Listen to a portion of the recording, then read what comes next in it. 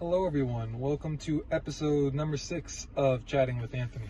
Today's episode is going to be more fitness related because I'm really into fitness type stuff, at least.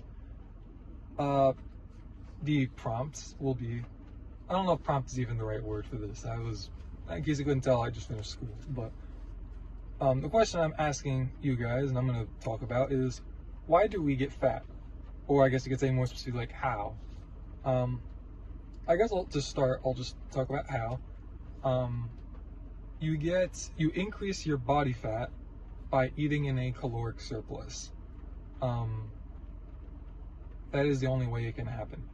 There are a lot of reasons, like there are certain, I guess you could say, diseases and illnesses that do attack your metabolism, and so you could eat like the same amount of food every day, and if something like that happens, then you're going to start gaining weight just because your body won't utilize the energy as much.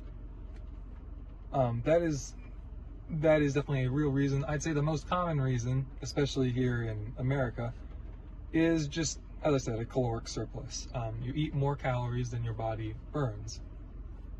So to get into, I guess you could say more specifically, like the metabolism side of things, genetics plays a large role in that, in terms of how active your metabolism is, more so just at rest. Now, when you move your body, you burn calories, like just moving your hands, moving your arms, walking, or just, like physically moving your body from point A to point B, because you're going to be the most effective method of burning calories if that is your goal. But the reality is some people can live at an extremely lean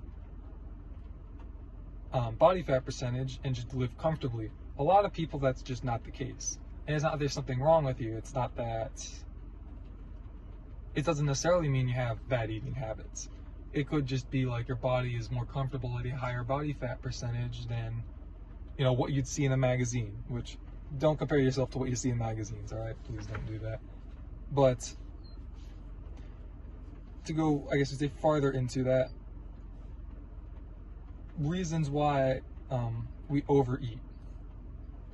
One of them is stress eating. For me, I find a lot of comfort in food. I'll admit that. I just intentionally live a very active lifestyle so that my body burns off more so that I can intentionally eat more. I would argue it's a very bad thing to view food as like a reward, or like not as a reward. Sorry, I misspoke. I wouldn't view food as like good or bad and like, oh, I can only eat this kind of food if I exercise for so much. But on the other hand, having the knowledge of like, hey, if I walk like a couple miles, that's gonna burn probably a couple hundred calories, so I can like eat a little bit more today. There's nothing wrong with that. That's scientifically speaking correct. It's just that, there's eating disorders where people take that information and go too far with it, and that's why I would caution everyone in regards to approaching it like that.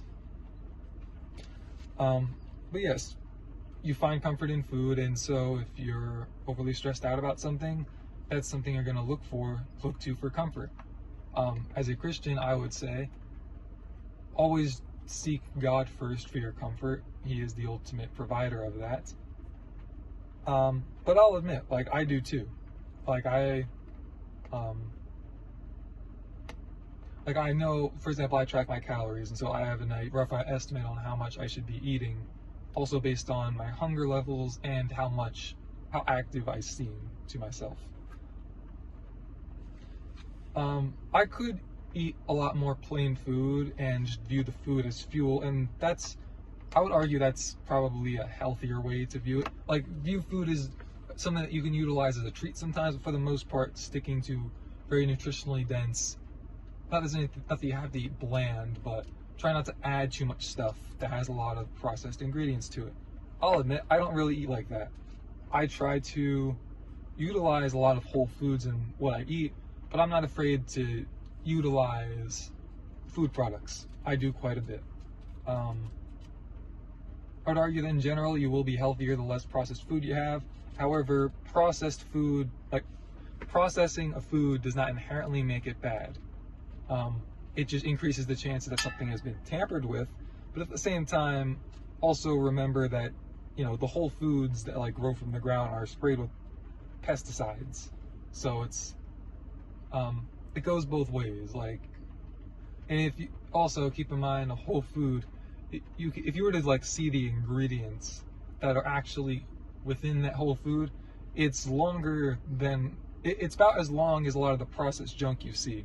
It's just like healthier stuff, natural compounds and whatnot, but that's just the reality of, you know, food. So focus on whole foods, but don't overstress it, in other words. Eating calorie dense foods. Regards to finding comfort in foods, you probably want things that, you know, taste really good, and the reality is fat in general is where there's usually a lot of flavor. Sugar obviously works for sweetness and it does provide like some flavor, but various forms of fat can be very tasty, and so it can be those are the foods that you're most likely to overeat. Like if you would take the same dish of pasta, and one of them you could just put regular marinara sauce on, the other one you put meat sauce on, and you're probably going to eat more of the one with meat sauce, even though it would leave you a bit more full because of like the fat and the protein you get from the meat. So in other words, just be careful of that. Also, I'm sure a lot of you guys know this, but the fat, sugar, salt combo, think like ice cream and a lot of desserts really. This stuff is just really easy to overeat. That's why I like to track what I eat, just because I don't track literally every day, but I do for the most part. And it gets me into the routine of like looking at a food and thinking like, is this very calorically dense? Because then that judges like for example, vegetables, you probably don't want to eat too much of just because it might hurt your stomach, but I know I can eat a nice large serving of vegetables. Like if I really just want to fill my stomach, because I'm like really hungry, but I don't want to like eat like a whole day's worth of food in one sitting, you could utilize vegetables in that way. However, if those same vegetables are absolutely coated in oil, like if you're like at like a restaurant buffet kind of thing, and it's just slathered in oil, then be careful of that.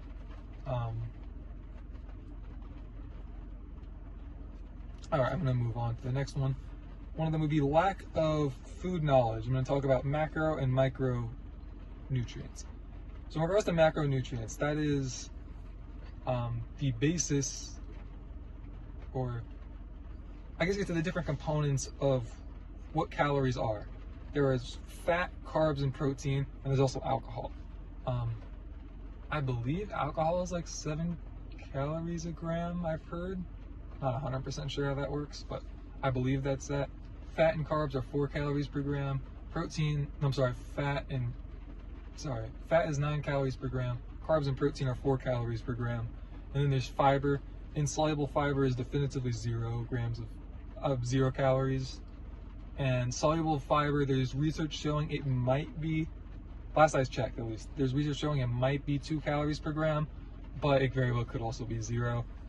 Don't overstress that in regards to if you're going to count calories, but that is how that works, and that is what calories are composed of.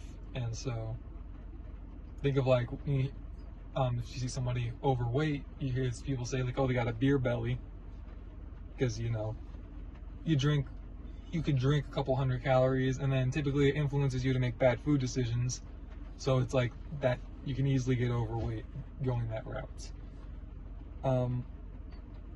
But also understand that protein is going to keep you the most full. Complex carbs and fats will also keep you full. Fiber specifically, like gels, when combined with water, gels in your stomach, and it helps you like, you know, go to the bathroom, but it helps keep you full at the same time. So, you knowing how to utilize these foods is also very important.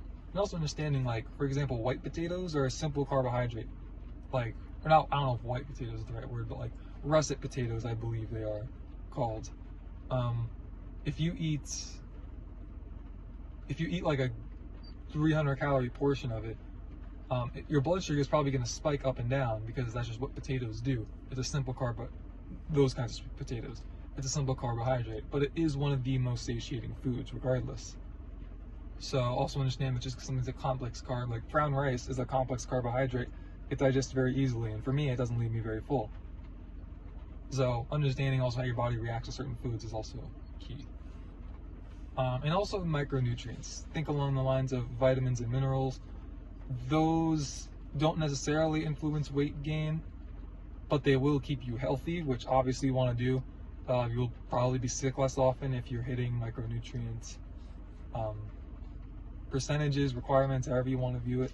If you're getting like the daily recommended amounts of those, the more likely you are to be healthy in regards to injury, illness, etc.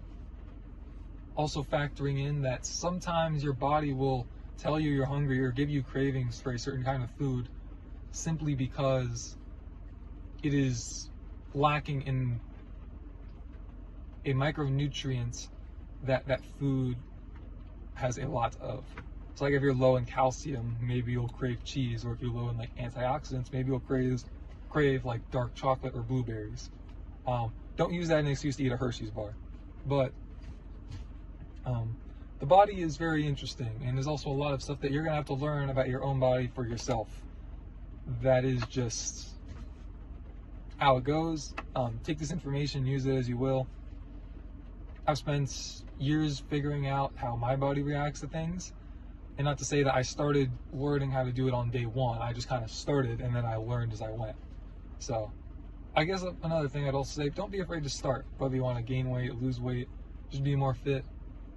Just try it out, because the only way you're really going to learn, like the best way to learn is through experience, in my opinion. Well, you can't learn through experience if you're not trying to experience. Yeah, that's enough of Philosopher Anthony for the day. Hopefully I'll see you guys tomorrow.